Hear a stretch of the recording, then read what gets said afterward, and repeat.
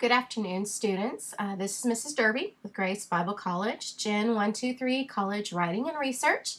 I hope this first week has not completely overwhelmed you.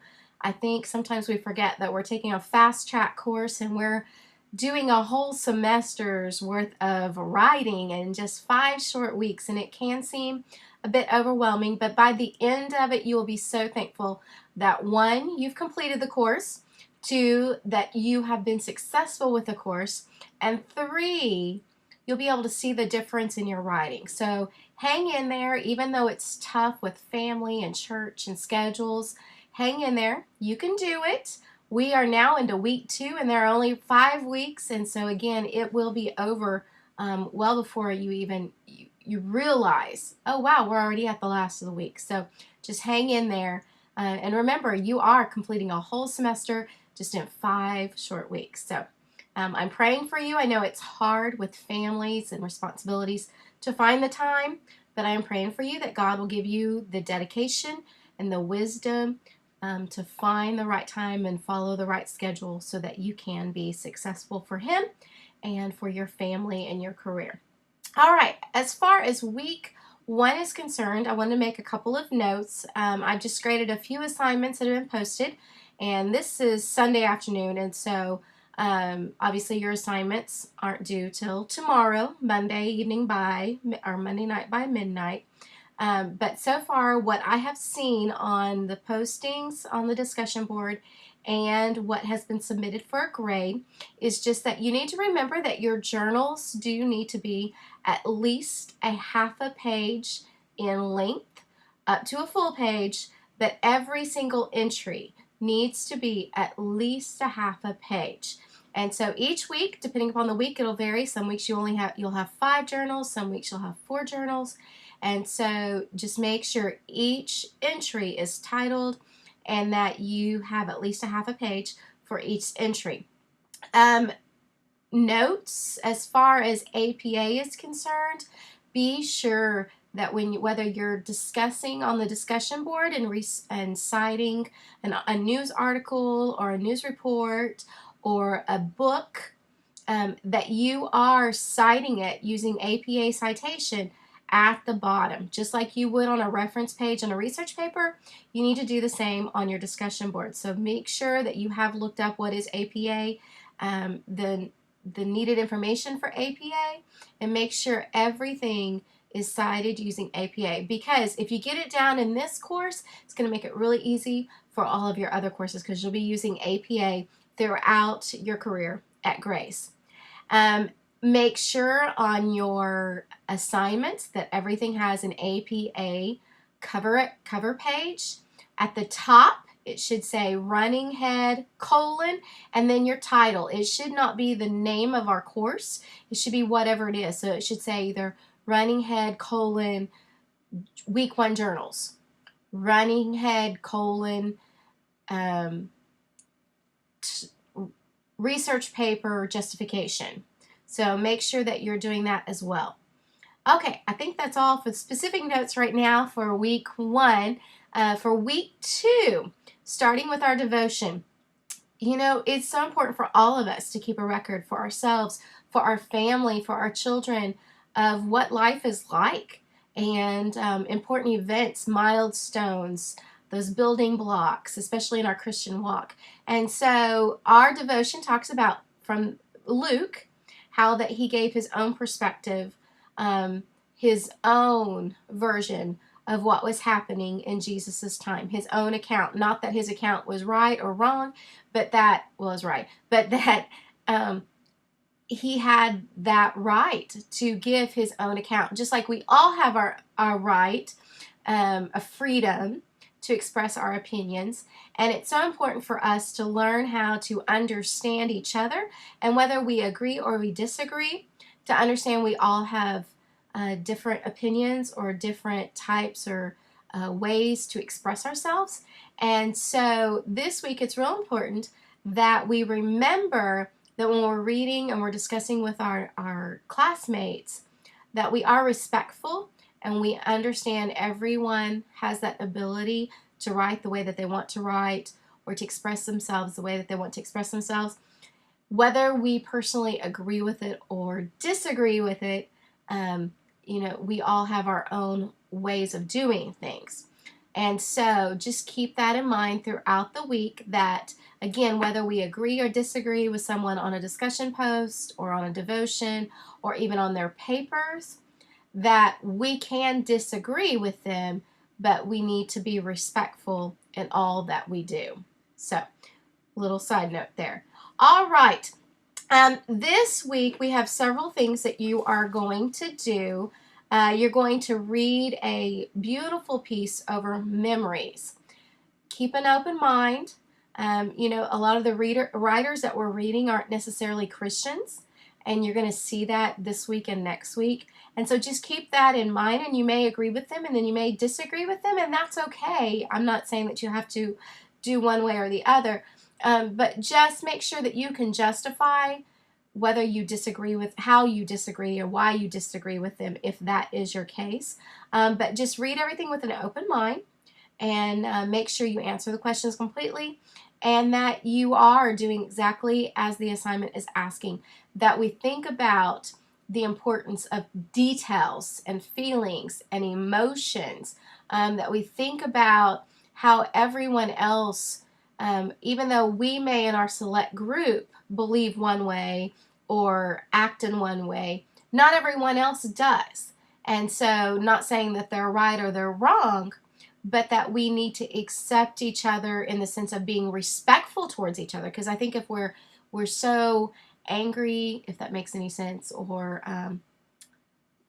just so harsh or judgmental towards each other, that instead of being able to witness to someone, we may actually turn them off. So the article, Teaching Diversity with a Smile, not everyone's going to agree with it. I don't necessarily agree with everything. But just remember that we have to love each other, and we can't reach out to others if we are just being angry and judgmental. That we have to let the Holy Spirit work on them. And so, but that we have to be respectful of each other. Sorry, chasing a little rabbit trail there. But just keep that with an open mind as you're reading your assignments this week. Your spiritual autobiography. This is your opportunity to tell your Christian walk, your story, which is so important to be able to do, because we can't witness to others if we can't actually tell them how we got where we are. And so, you can use I, me, personal pronouns in this one essay because you are talking about your spiritual journey. And so I look forward to reading those. I'm not judgmental at all. I am here more just to help you be able to express yourself in a way that you're going to be able to help others, to minister to others. And so, you don't want to focus too much on all the little bitty details.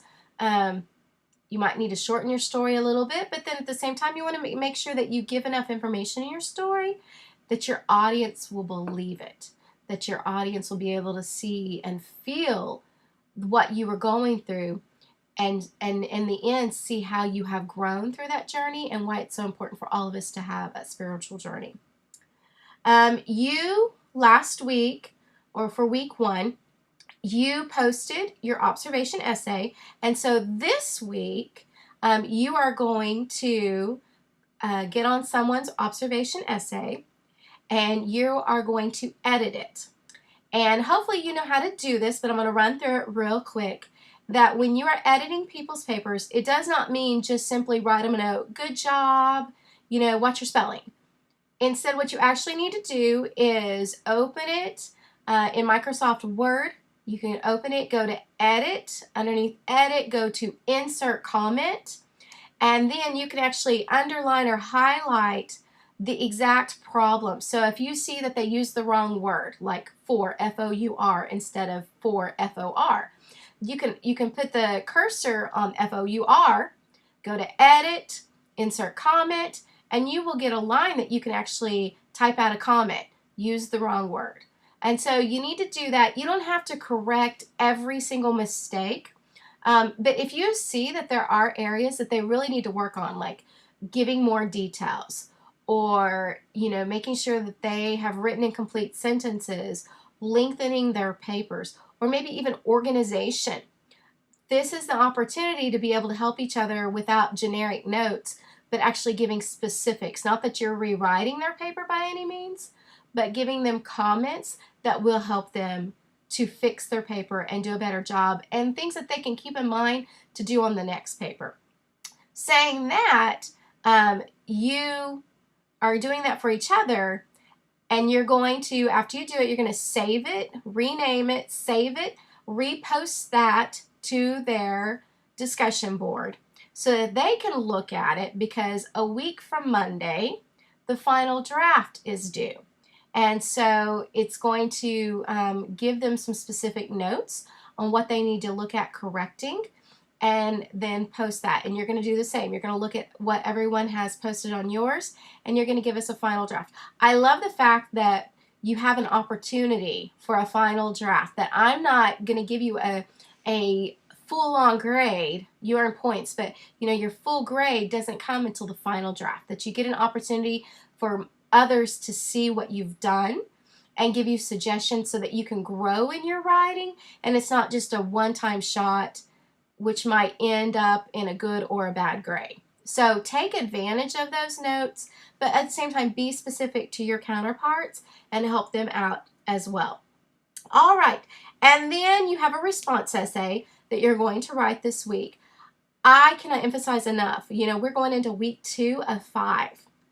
Your research paper is what's due week 4 and 5, which is just a couple weeks away.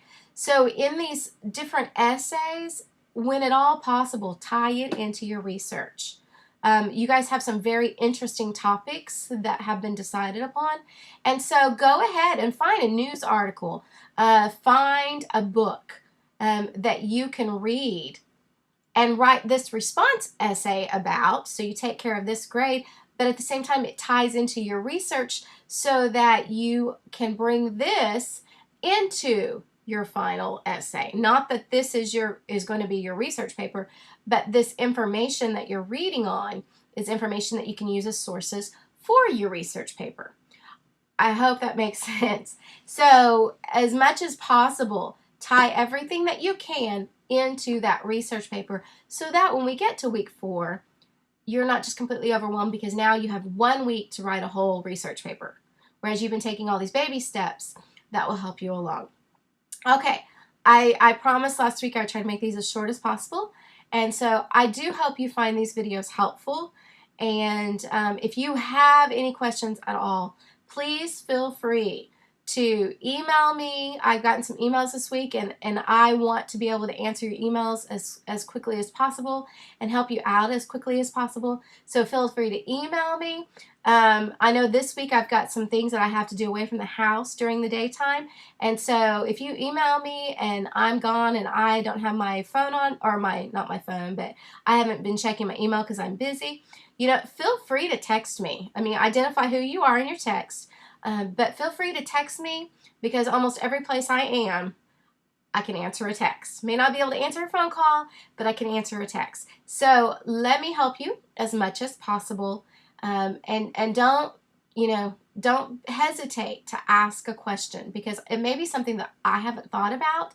And so I do want to be able to be here to help you and help you improve your writing, help you be as successful as possible in this course. So I am praying God's blessings upon you. I am praying that He helps you to have a voice of discernment, that you are able to schedule your time to where you can successfully complete this class, because God will bless you for you taking the time to get an education, and not only get an education, but to invest in a Christian education. So I'm praying for you, and I hope you have a good week. God bless.